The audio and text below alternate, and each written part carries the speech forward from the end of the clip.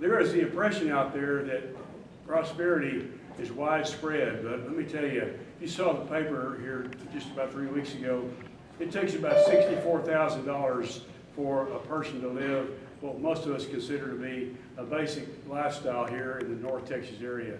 And an awful lot of people are not making anything close to that. So our task is cut out for us not only to help get their wages up, but to protect them as consumers who are having to deal with a growing and rapidly increasing cost of living. We have in the legislature now 86 Republicans and 64 Democrats. We're in a very challenging environment as a result of that, but we are able to win a few, and I'm going to tell you about some of those in a minute. I used my seniority, which I accumulated in my first 5 terms in the legislature, to gain a position on the committee on appropriations that writes the budget, as well as the committee on pensions that has to do with all the various pension funds that are part of retirement for our state employees, our teachers, and others, and which also has jurisdiction over banking. We have a very challenging situation on our hands. 20 years in the minority, 20 years in the minority has caused Democrats to become very, very timid.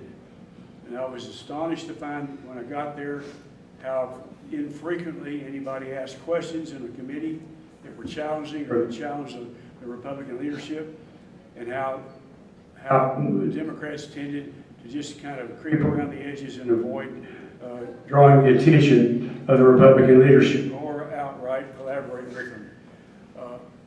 My objective in getting there was to remind them by my own activity of what it means to be a principled in your opposition, but strong in your opposition to what they're doing, and to begin to let the public see that there's somebody in there fighting for the public.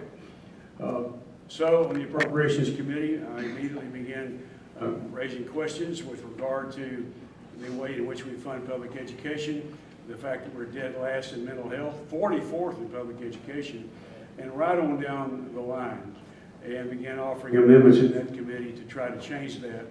And even though very few of them were adopted, we were able to start making the point that Texas brags all the time about how prosperous we are and how we're the example of the future, but we're dead last in just about everything. I'll give you a very good example.